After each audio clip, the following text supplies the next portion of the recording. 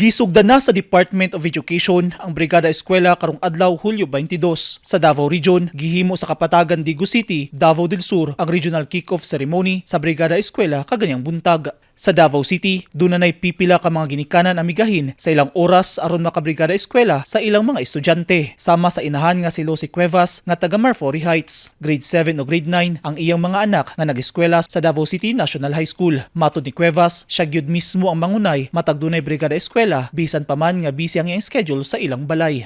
Ako ang gikan gyud grade 7 to 9 niya ako jud ang nagalimpyo pintura mga nagihan ginana ko. Maabot jud ko og kanang mo stop na ang teacher kanang lunchtime basta buntag ko. Kay moingon man siya na unya na lang lakaw kay magpintura biya pod. So karon wala man siya ang teacher karon diri na pod mi sa kuan mo tong nagsilig-silig lang mi kay nag-lunch naman yata ang teacher.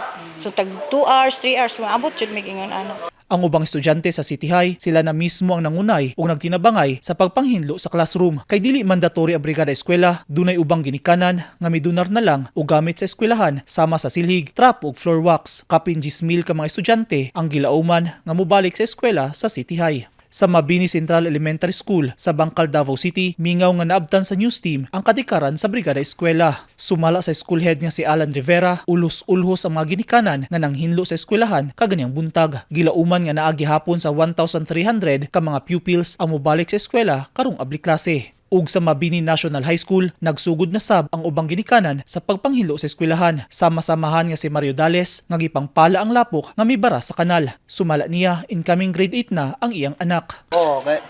Kung sa kong anak, nagabrigada jud ko. Naman po isa mo sunuray.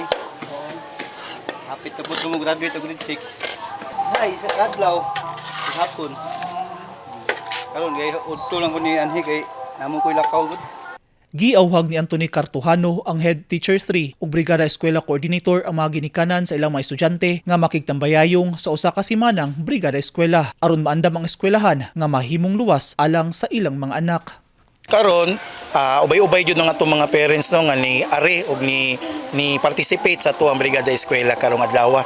Og ubay-ubay na pod ang ilahang mga na-donate og ang mga working force sa ilang nabuhat diri sa school. Gilauman nga naa sa kapin 1,300 ka mga estudyante ang mobalik sa eskwela sa Mabini National High School sunod semana. Ang Brigada Eskwela mulungtad hangtod sa Sabado, Hulyo 27 ug sa Hulyo 29 ang sugod sa klase. Eugene Hinutan, Newsline Philippines. Stay safe.